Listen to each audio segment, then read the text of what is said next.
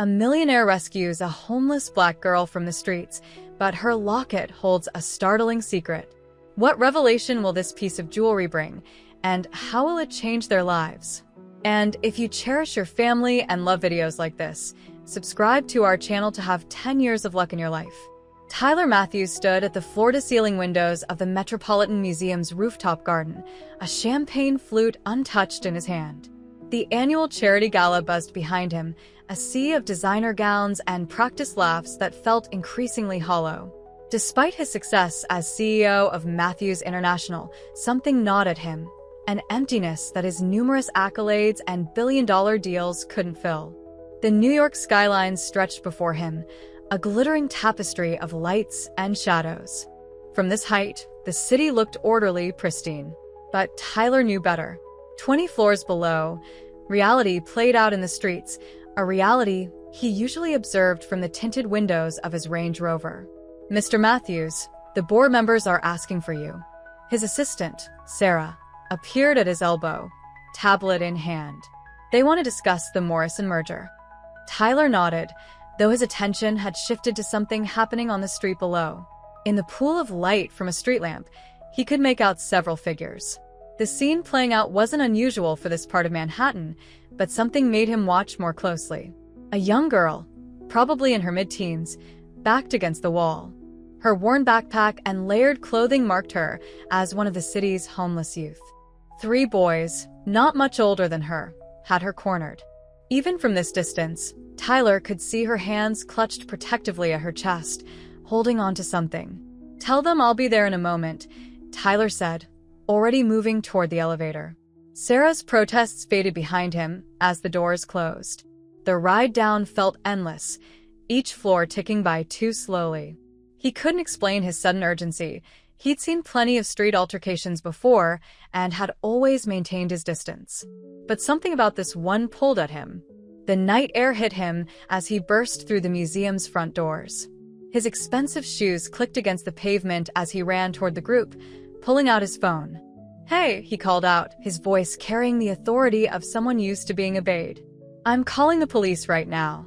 The boys turned, startled by his approach. The girl used their momentary distraction to duck away, but one of them grabbed her arm, reaching for whatever she held. "Give it up," the boy demanded. Tyler was closer now, close enough to see the fear in the girl's eyes and the determination. She didn't look helpless, despite her situation. There was a strength in her stance that impressed him. "I've already dialed 911, Tyler lied, holding up his phone. "They're on their way." "Is that really how you want your night to end?" The boys exchanged glances, weighing their options. The girl took advantage of their hesitation to wrench free, stumbling backward. Tyler stepped between her and the group, using his height and well-cut suit to project authority. After a tense moment, the boys backed away, disappearing into the shadows of a side street. Tyler turned to the girl, who watched him warily. Up close, he could see she was around 15 or 16, with dark skin and intelligent eyes that assessed him just as carefully as he studied her. Her clothes were worn but clean, and despite her situation, she carried herself with dignity. "Are you all right?" he asked, maintaining a respectful distance. She nodded, her hands still clutching something at her chest. Now, he could see it was a medallion on a chain, old, by the look of it, with intricate designs that caught the streetlight. "Thank you," she said, her voice stronger than he'd expected. "But I had it under control." Tyler found himself smiling at her defiance. "I'm sure you did. I'm T. Ealer. Zuri," she replied after a moment's hesitation. A car horn blared nearby, making them both jump. The sound seemed to remind Zuri of her vulnerability, and she took a step back. But Tyler had noticed something about her medallion, a symbol that tickled at his memory, though he couldn't place why. "That's an interesting piece," he said, gesturing to the medallion. "Family heirloom?" Zuri's hand tightened around it. "Something like that." Her eyes narrowed. "Why do you care?" It was a fair question, and one Tyler wasn't sure he could answer.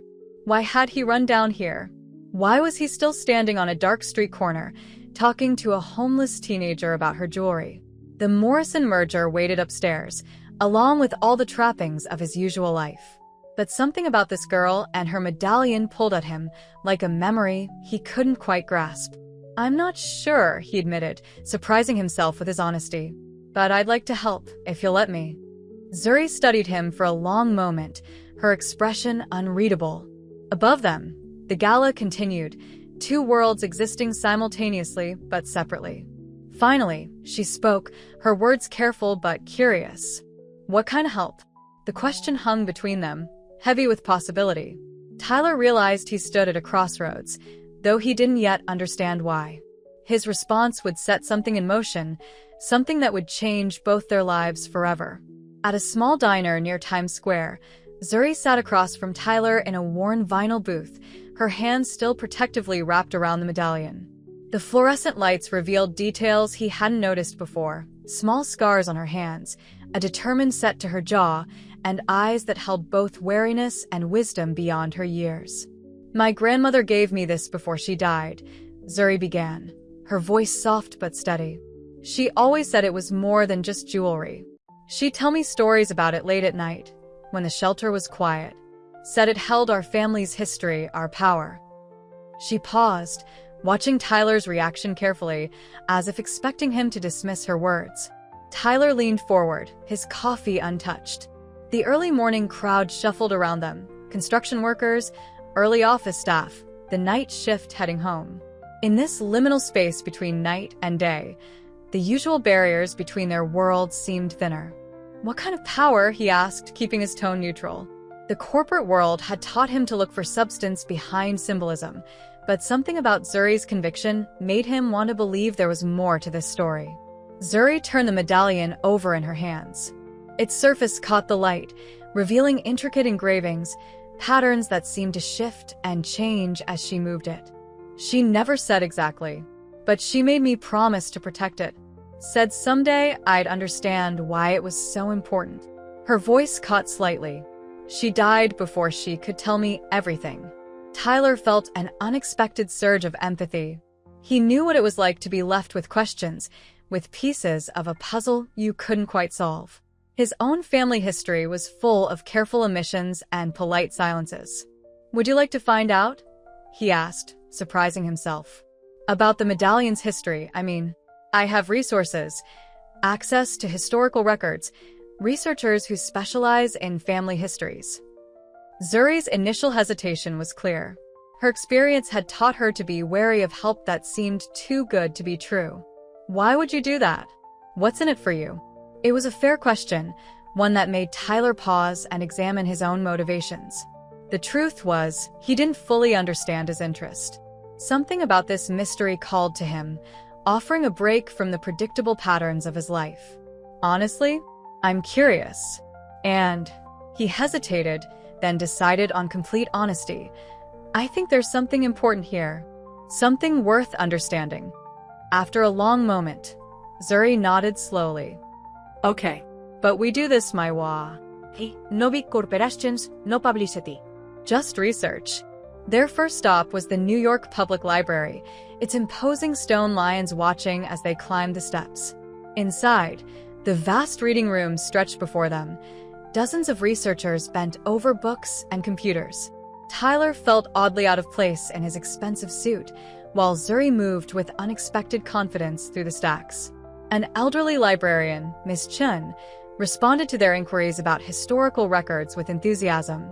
She led them to a section dedicated to African American history in New York, pulling out volumes with practiced ease. "Many families passed down artifacts during the Civil Rights era," Miss Chun explained, laying out books with careful hands. "Sometimes they were just jewelry, but often they carried deeper significance, markers of leadership, symbols of resistance." As they pored over the records, Tyler watched Zuri's face. Each page turned revealed new possibilities, new connections. Her grandmother's stories began to find context in the broader sweep of history. The medallion, still hanging around her neck, seemed to gain weight with each discovery. "Look at this," Zuri whispered, pointing to a photograph from 1963. A group of protesters stood before a courthouse, and there, in the front row, a woman wore what appeared to be the same medallion. The caption listed her only as community leader. Tyler felt a shiver of recognition, though he couldn't explain why. The woman's stance, her expression of quiet defiance, reminded him of Zuri. But there was something else, something about the way the medallion caught the light even in the old photograph.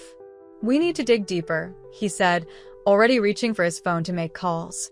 But Zuri's hand on his arm stopped him. "Not your way," she reminded him gently. "We do this right. We follow the history where it leads us." Tyler nodded, understanding that this journey would require him to learn new ways of seeking truth. His usual methods, throwing money and influence at problems until they yielded answers, wouldn't work here. This mystery needed to unfold at its own pace, guided by the very history it contained. As they continued their research, the library's lights dimmed and brightened with passing clouds. Outside, New York continued its relentless pace, but in here, time seemed to move differently. They were building something, Tyler realized, not just uncovering history, but creating a bridge between their two worlds. The discovery of Zuri's grandmother's involvement in the civil rights movement opened new doors in their investigation. In a dimly lit archive room at the Schomburg Center for Research in Black Culture, Zuri's hands trembled as she spread out black and white photographs across the reading table. Each image revealed another piece of her family's legacy, her grandmother, younger but unmistakable, standing proud at various protests and community gatherings throughout the 1960s. Tyler watched as Zuri traced her finger over one particular photograph. In it, her grandmother stood on the steps of a church, the medallion clearly visible around her neck as she addressed a crowd. The image was dated June 1964, and the caption identified her as Sarah Williams, a community organizer known for her work in education reform. "She never told me about any of this," Zuri whispered, her voice thick with emotion. "All those nights in the shelter, all her stories, and she never mentioned being a leader." Dr. Marcus Jenkins, a local historian who specialized in civil rights-era New York, leaned over the photographs with keen interest. His wire-rimmed glasses reflected the overhead lights as he examined the medallion in the images. "This symbol," he said, pointing to the intricate pattern, "appears in several historical records. It was associated with a group of community leaders who worked behind the scenes during the movement. They were known for their strategic approach to civil rights, focusing on education, economic empowerment, and preservation of cultural heritage." Tyler noticed how Zuri straightened in her chair at these words, her hand instinctively reaching for the medallion around her neck. The weight of history seemed to settle on her shoulders, but instead of burdening her, it appeared to strengthen her resolve. Their research led them to connect with a Community Heritage Project, a group of activists dedicated to preserving African American history in New York. At their weekly meeting in a renovated brownstone in Harlem, Zuri found herself surrounded by people who understood the significance of her inheritance. Marion Carter, the project's elderly director, took one look at the medallion and fell silent. When she finally spoke, her voice carried the weight of decades of struggle and triumph. "Child, do you know what you're carrying? That medallion wasn't just jewelry. It was a symbol of trust, of responsibility. The bearers were chosen carefully, tasked with protecting our community's stories and leading the way forward." As the group shared stories and histories, Tyler observed a transformation in Zuri. The hesitant teenager he'd met on the street began to emerge as a natural leader. During discussions about gentrification and educational inequality, her voice grew stronger, more confident. She spoke about her experiences in the shelter system with unflinching honesty, drawing connections between historical struggles and present-day challenges. The Community Heritage Project embraced Zuri as one of their own, but they also watched Tyler with curious eyes. His presence, a white businessman in their midst, raised eyebrows and questions. Yet as weeks passed, his genuine commitment to supporting Zuri's journey and his willingness to listen and learn earned him a cautious acceptance. During one particularly moving meeting, Zuri stood before the group to share her grandmother's stories. The medallion caught the light as she spoke, and for a moment, Tyler could have sworn he saw the pattern shift and change, responding to the energy in the room. He dismissed the thought as a trick of the light, but something about it nagged at his consciousness. The historical significance of the medallion began to attract attention beyond their small group. A local news blog caught wind of their research and requested an interview. Zuri, initially reluctant, decided to share her story. "If my grandmother's work mattered then, it matters now," she explained to Tyler. "Maybe someone else out there needs to hear this history." As their investigation deepened, Tyler noticed subtle changes in himself as well. The corporate world that had once consumed his entire focus began to feel distant, less significant. The true value of success, he realized, couldn't be measured in profit margins or stock prices. He watched Zuri inspire others with her grandmother's legacy and felt himself being drawn into something larger than his individual ambitions. However, this growing involvement with the Community Heritage Project and Zuri's rising profile in activist circles didn't go unnoticed.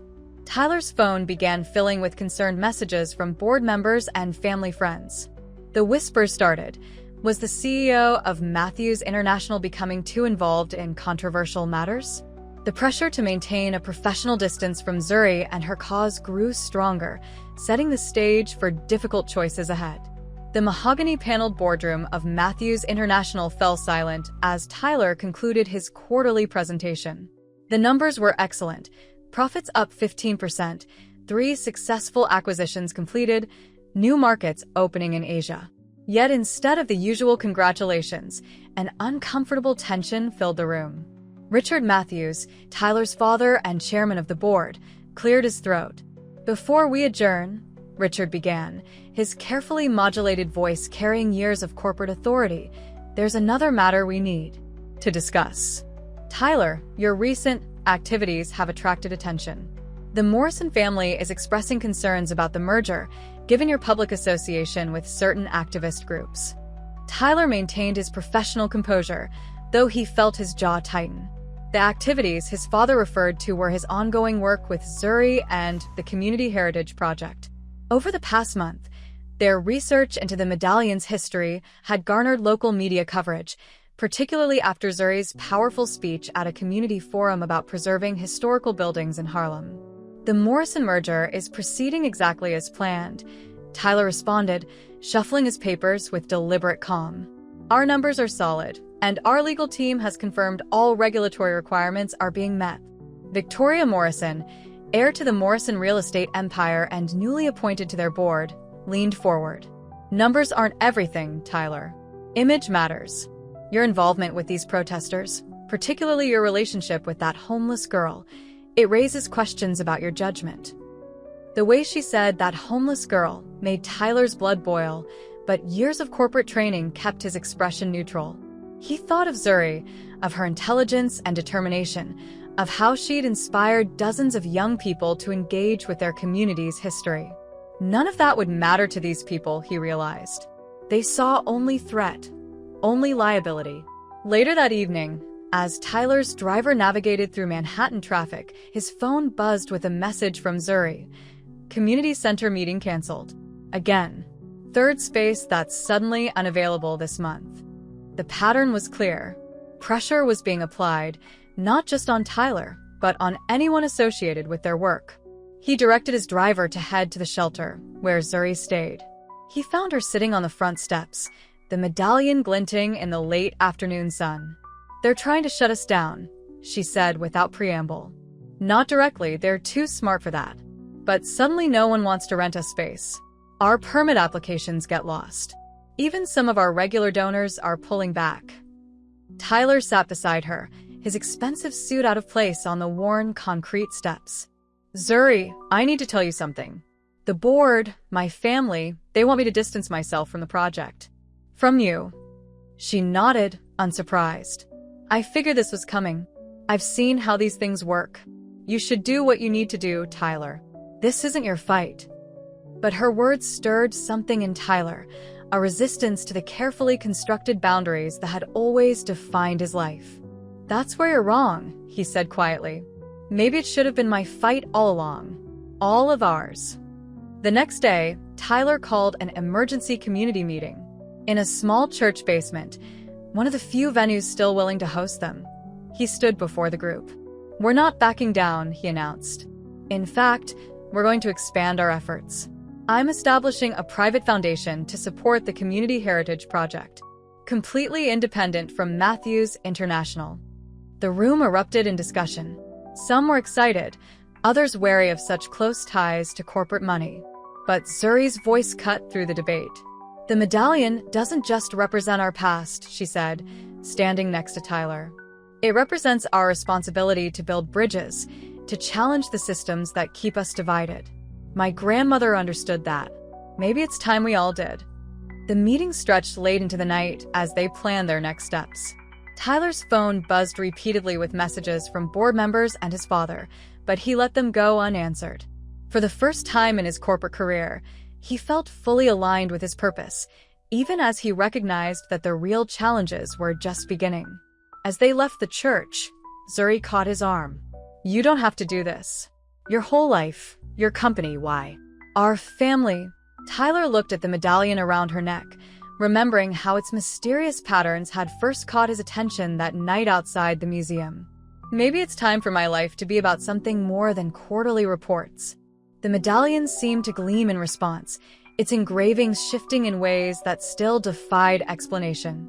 Whatever power it held, whatever history it carried, had drawn them both into its story. There would be no turning back now. In a small apartment above a Harlem bookstore, Zuri carefully unfolded yellowed letters she discovered in a box the shelter had kept in storage. Her grandmother's handwriting flowed across the pages, revealing a history that had been waiting to be uncovered. Tyler sat nearby, watching as each letter added another layer to their understanding. "My dearest Zuri," she read aloud, her voice trembling slightly. "When you read this, I hope you'll understand why I couldn't tell you everything. The medallion you wear isn't just a family heirloom, it's a testament to our legacy of leadership. For generations, our family has stood at the crossroads of change, guiding our community through its darkest hours. The patterns you see aren't mere decoration. They tell the story of our people's journey, our struggles, and our triumphs." The letters revealed that Sarah Williams hadn't been just another civil rights activist. She had been part of a lineage of community leaders stretching back to the Underground Railroad. The medallion, passed down through generations, marked each bearer as a guardian of not just history, but hope.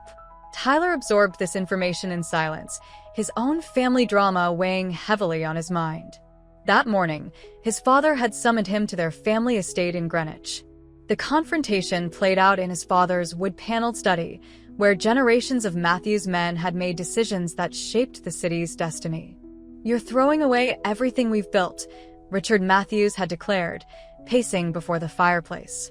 "This foundation of yours, do you have any idea how it looks? The board is considering a vote of no confidence. Your mother can barely show her face at the club."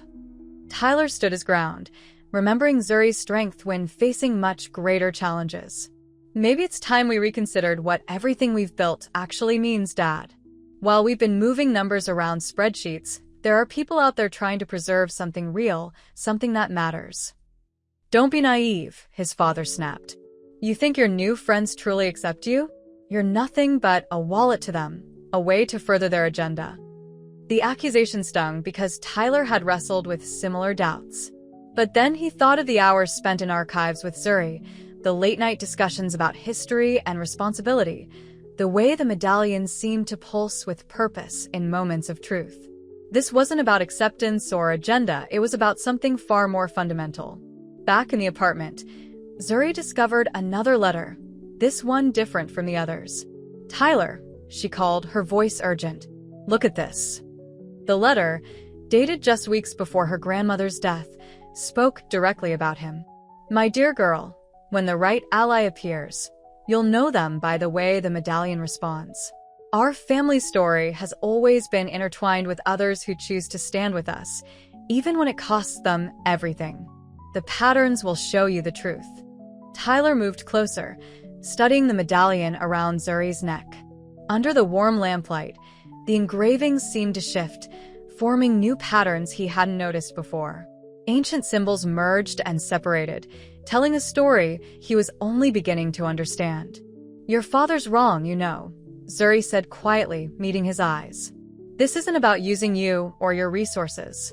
The medallion, it's about recognizing those who are meant to help bridge the divides in our world. My grandmother saw something coming. She knew we'd need allies who were willing to risk everything to stand with us. The weight of this revelation settled over them both. Outside, the city continued its endless rhythm, unaware of the momentous understanding unfolding in the small apartment. Tyler thought about his comfortable life, the expectations that had always defined his path, the power he'd wielded without truly understanding its purpose. "What exactly did your grandmother mean about the medallion responding?" he asked, watching as the patterns continued their subtle dance. Zuri touched the ancient metal, her fingers tracing paths that seemed to glow under her touch. "I think," she said slowly, "we're about to find out."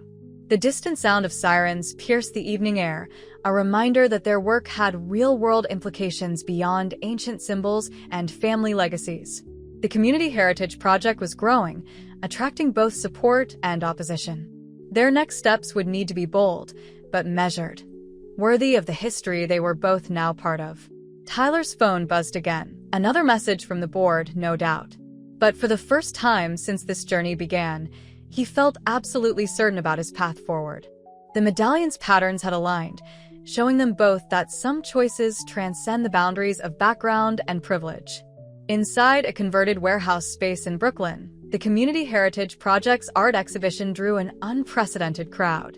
Photographs and artifacts lined the walls, each telling a story of resistance, resilience, and community leadership. At the center of it all hung an enlarged photograph of Zuri's grandmother, Sarah Williams, the medallion clearly visible around her neck as she addressed a crowd in 1964. Zuri moved through the space with natural authority, leading discussions about each piece in the collection. Her voice carried the weight of her newly discovered legacy, but also a fresh sense of purpose. The medallion at her throat seemed to pulse with its own light as she spoke about the intersection of past and present struggles. Tyler observed from near the entrance, noting how seamlessly she had stepped into her role as a community leader. His own transformation had been more complicated. The corporate world he once navigated with such ease now felt like a foreign country. Earlier that day, he had received notice of an emergency board meeting scheduled for the following week. The subject line left little doubt about its purpose. Vote of confidence, CEO position. A familiar voice interrupted his thoughts. "Quite a change from your usual charity galas, isn't it?" Amanda Chun, his former colleague and current head of media relations at Global Communications, approached with a practiced smile. Her presence confirmed what Tyler had suspected. Word of the exhibition had reached the upper echelons of corporate New York. "They sent you to make an offer, didn't they?" Tyler asked directly, watching as another group of visitors gathered around Zuri to hear her speak about a collection of civil rights-era documents. Amanda didn't bother denying it. "Global Communications wants to tell this story, Tyler. We're prepared to offer full media coverage, a documentary series, book deals, the works. This could reach millions." She paused, choosing her next words carefully. Of course, the narrative would need to be carefully managed. The girl, Zuri, she has natural talent, but she'll need guidance. Professional guidance. The implication was clear. Global Communications would sanitize their story, turn it into an inspirational tale of corporate philanthropy rather than a challenge to the existing power structure. They would separate Zuri from the grassroots movement she was building, position her as a safely packaged success story. Before Tyler could respond, he noticed something strange. The medallion around Zuri's neck had begun to emit a faint but visible glow, its patterns shifting more rapidly than ever before. Zuri must have felt it too, because she stopped mid-sentence, her hand rising to touch the ancient metal. The warehouse lights flickered, and for a moment, every photograph in the exhibition seemed to come alive. The faces of past leaders, activists, and community members all appeared to turn toward Zuri, their eyes holding centuries of collective wisdom. The moment passed quickly, but its impact lingered in the stunned silence that followed. "I need to decline your offer," Tyler said to Amanda, his voice firm. "This story isn't ours to package or sell. It's not about creating content. It's about continuing a legacy." Amanda's professional smile remained fixed, but her eyes hardened. "Don't be naive, Tyler. You're not just risking your position anymore. You're challenging some very powerful institutions. Not everyone will be as diplomatic as I am in trying to contain this situation." As she walked away, Tyler felt the weight of her warning. The corporate world he'd grown up in didn't respond well to challenges to its authority. By aligning himself so publicly with Zuri and the Community Heritage Project, he had made himself a target. But watching Zuri continue to lead discussions, seeing how the medallion responded to moments of truth and challenge, he knew there could be no other choice. The exhibition continued late into the night, with community members sharing stories and making connections. Each conversation seemed to add another layer of understanding to the medallion's significance. It wasn't just a symbol of leadership, it was a catalyst for change, bringing together unlikely allies in the ongoing struggle for justice. As the last visitors departed, Zuri approached Tyler. "You turned them down, didn't you? Global communications? How did you know?" She touched the medallion, which had returned to its normal state, but retained a subtle warmth. The medallion reacts to moments of choice, real choices that shape our path forward. My grandmother wrote about it in her letters. When we stay true to our purpose, it responds. Tyler nodded, understanding that they had passed another test, though bigger challenges lay ahead. The board meeting loomed, and Amanda's warning suggested that corporate resistance to their work would only intensify. The community radio station WBHK occupied a modest space in a historic building that had seen better days. Inside the small broadcasting booth, Zuri sat before a microphone, the medallion catching the red recording light's glow. The host, Angela Washington, had been covering community issues for over 2 decades, and her program, Voices of the City, was known for bringing important stories to light. Today we're joined by Zuri Williams, whose work with the Community Heritage Project has been making waves across the city. Angela began, her voice carrying the warm authority that had earned her thousands of loyal listeners. Zuri, tell us about the medallion that's become such a powerful symbol of your movement.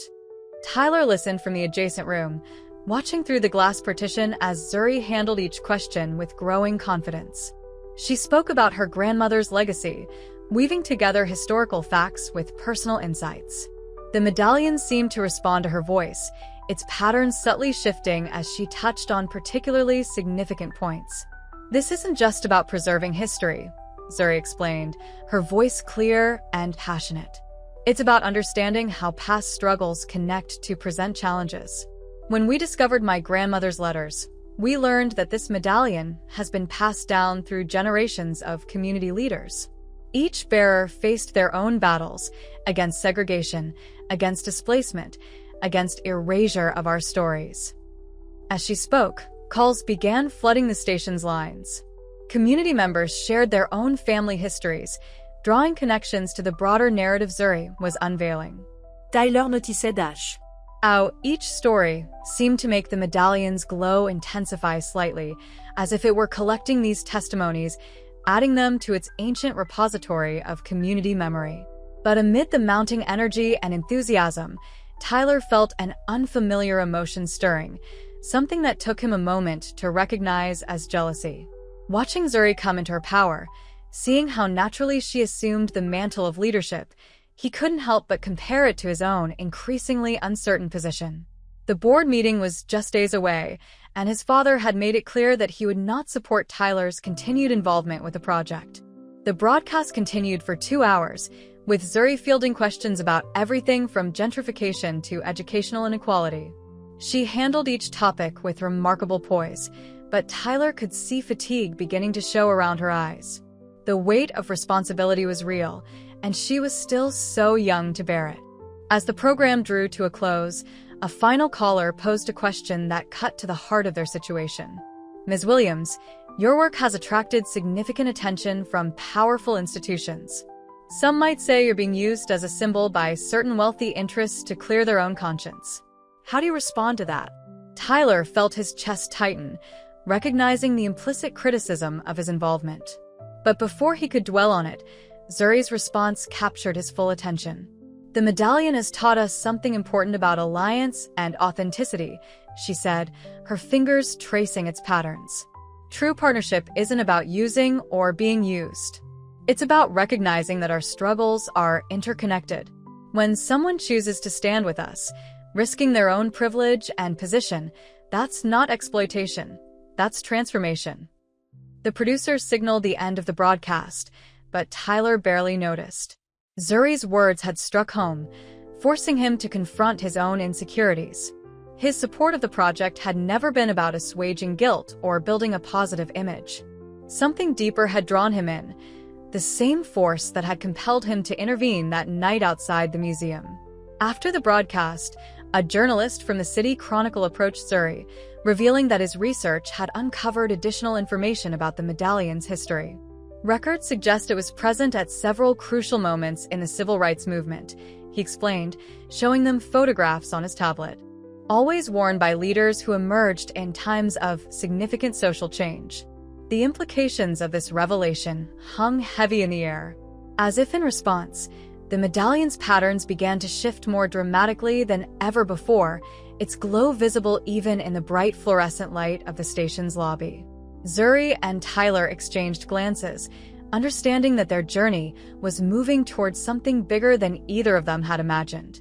But first, they would have to navigate the immediate challenges ahead.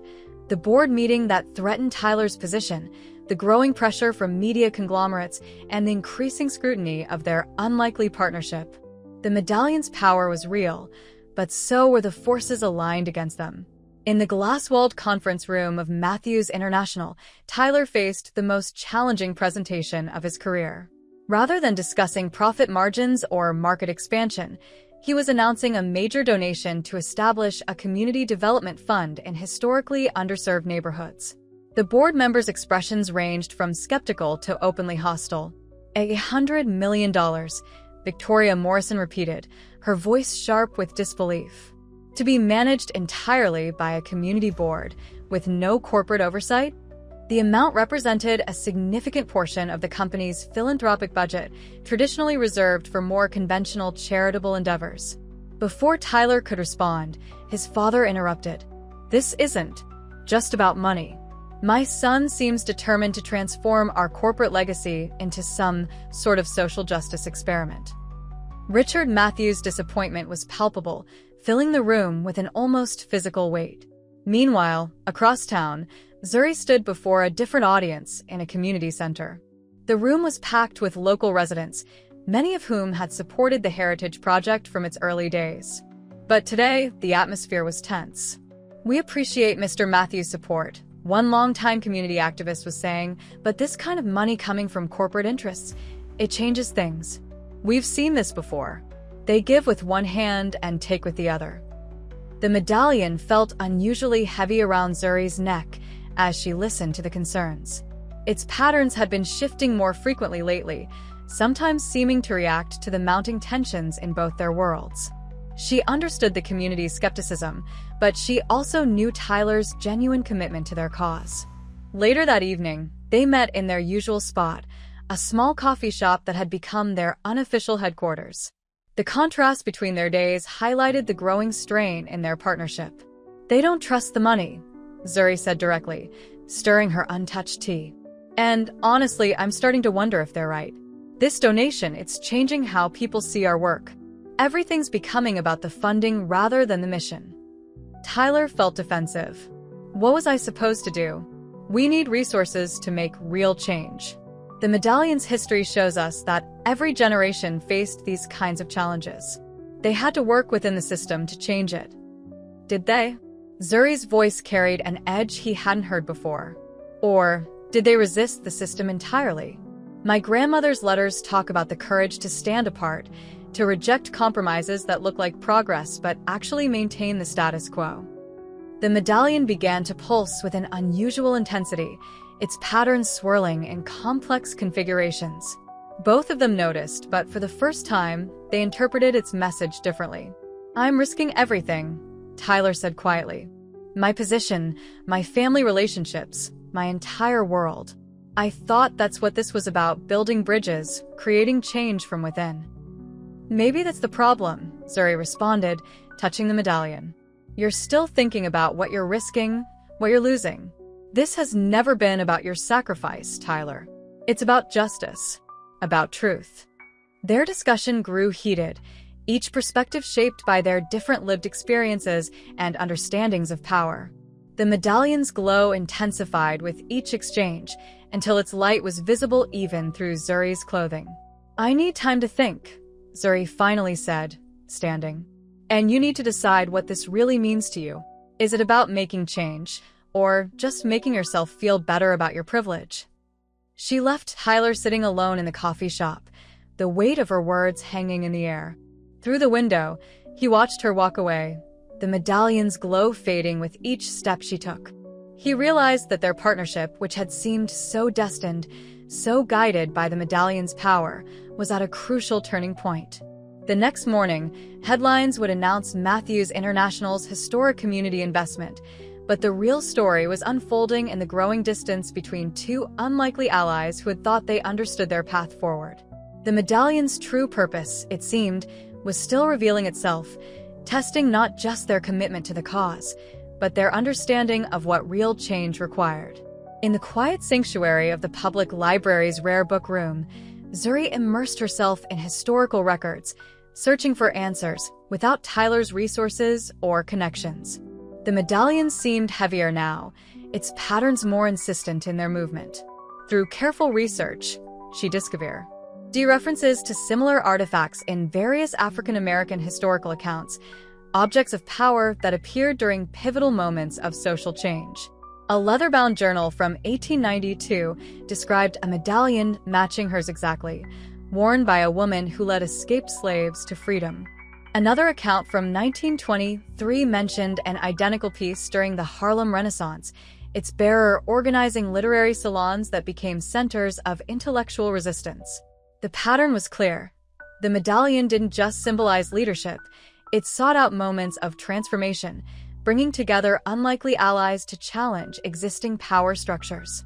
As Zuri pieced together these historical fragments, she began to understand why her grandmother had been so insistent about protecting the medallion.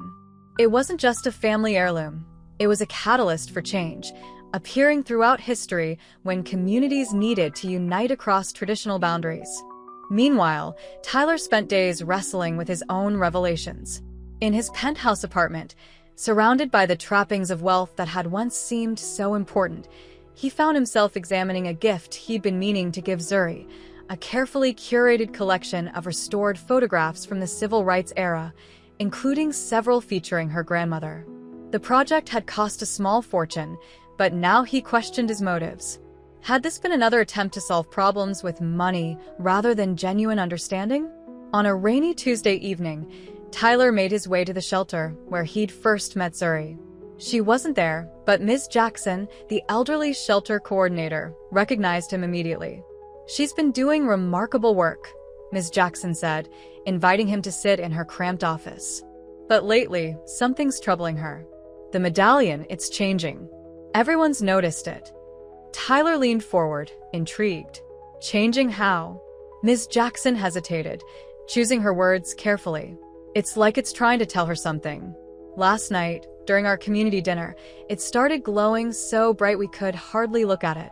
Zuri was talking about unity, about how real change requires us to move beyond our comfortable roles. The patterns, they formed something I'd never seen before." Before Tyler could respond, his phone buzzed with a text from Zuri. "Meet me at the church. It's time we understood what this really means." The historic Trinity Baptist Church stood as a testament to generations of community resistance and resilience. Inside its quiet sanctuary, Zuri waited, the medallion casting dancing shadows on the wooden pews. When Tyler entered, its glow intensified, the patterns shifting to create intricate designs that reflected off the stained glass windows. "I found something," Zuri began without preamble. "The medallion, it's been part of every major social movement in our city's history. But it never works alone. It always brings together two forces, the community's wisdom and unexpected allies from positions of power. One without the other fails to create lasting change." Tyler moved closer, drawn by the medallion's pulsing light. "So our conflict was part of the process," Zuri finished. "We were both right and both wrong. Your resources and influence matter, but only when guided by the community's needs and wisdom. My connection to our history is crucial, but isolation and distrust won't build the future we need. The medallion's glow reached a crescendo as they talked, its patterns forming what appeared to be a map of the city, highlighting areas where past movements had created meaningful change. Each point of light represented a moment when diverse groups had come together, challenging the status quo through unified action. As they studied these patterns together, both understood that their journey had only begun. The medallion wasn't just showing them history, it was revealing a path forward, one that required both of them to grow beyond their initial roles and assumptions. Their reconciliation, however, would soon be tested by forces neither had anticipated. The medallion's increasing power had attracted attention from unexpected quarters, and the true extent of its influence was about to become clear in ways that would challenge everything they thought they understood about their mission. The Grand Hall of the African American Cultural Center buzzed with anticipation as community leaders gathered for the annual Leadership Recognition Ceremony. The historic space, with its soaring ceilings and walls adorned with images of civil rights leaders, seemed to vibrate with energy. The medallion around Zuri's neck pulsed with an intensity she'd never experienced before, its patterns swirling so rapidly they created the illusion of movement. Behind the stage, Tyler adjusted his tie, feeling distinctly out of place among the community elders preparing for the ceremony. His presence had been controversial. Some felt the event should remain exclusively focused on community leadership. But Zuri had insisted he attend, though she wouldn't explain why. Dr. Marion Carter, now using a cane but still commanding respect with every movement, approached the podium. "Tonight, we honor those who carry forward our legacy of leadership," she began. "But first, we have a story to share, one that has waited generations to be told." Zuri stood and made her way to the stage, each step causing the medallion to glow brighter. The audience fell silent, transfixed by the display. Even those who had grown accustomed to the medallion's unusual properties seemed startled by its current state. "For months, I've been discovering my grandmother's legacy through this medallion," Zuri began, her voice steady despite her youth. "But what I've learned goes beyond my family's history. This medallion has appeared throughout our community's journey, always during moments of profound change. It brings together unlikely allies, bridging divides that seem impossible to cross." The patterns on the medallion suddenly projected onto the wall behind her, creating a shifting tapestry of images, faces, places, moments of historical significance. The audience gasped as they recognized scenes from their collective history. "But there's something else," Zuri continued, her hand reaching up to touch the warm metal. "Something my grandmother knew, but couldn't tell me directly. The medallion's power isn't just about bringing people together, it's about revealing hidden connections that have always existed." She turned to Tyler, who felt drawn to stand despite his uncertainty. As he approached the stage, the medallion's glow intensified further, its patterns beginning to match exactly with a birthmark on his wrist, one he'd had since childhood but never understood. Dr. Carter stepped forward again, holding a weathered document. "This letter was entrusted to me 30 years ago by both Sarah Williams and Eleanor Matthews, with instructions to reveal it only when the medallion showed us the time was right." Tyler froze at the mention of his grandmother's name. Eleanor Matthews had passed away when he was young, leaving behind a legacy of quiet philanthropy that his father rarely discussed. "Tyler Matthews," Dr. Carter's voice carried years of hidden knowledge. "Your grandmother and Zuri's weren't just allies in the civil rights movement. They were sisters, separated by the cruel realities of their time. Eleanor, passing as white, married into the Matthews family, using her position to support her sister's work from within the power structure. The medallion you see now belonged to both of them, its power strengthened by their secret cooperation." The revelation hit the room like a thunderclap. Tyler stared at Zuri, seeing her features in a new light, understanding why he'd felt such an inexplicable connection from their first meeting. The medallion's glow encompassed them both now, its patterns telling a story of separation, sacrifice, and hidden bonds finally brought to light. "Our grandmothers knew this day would come," Zuri said, tears streaming down her face even as she smiled. They knew the medallion would bring us together when the time was right, when our community needed to remember that the lines that divide us are illusions, drawn by those who profit from our separation. The medallion's light filled the entire hall now, its patterns revealing connections between everyone present, shared histories, common struggles, intertwined destinies that had always existed beneath the surface. The power that Zuri's grandmother had hinted at wasn't mystical after all, but deeply human, the power to recognize and reclaim our fundamental connections to each other. As Tyler and Zuri stood together on that stage, the truth of their shared heritage illuminating the path forward, they understood that their journey had been both an ending and a beginning. The medallion had fulfilled its ancient purpose, not by granting supernatural powers, but by revealing the strength that comes from acknowledging our shared humanity and common cause. The future they faced would still hold challenges, but they would face them together, armed with the understanding that true change comes not from individual action but from the recognition of our unbreakable bonds to one another. The medallion's glow began to steady, its work done, but its lesson permanently etched in the hearts of all who witnessed this moment of transformation.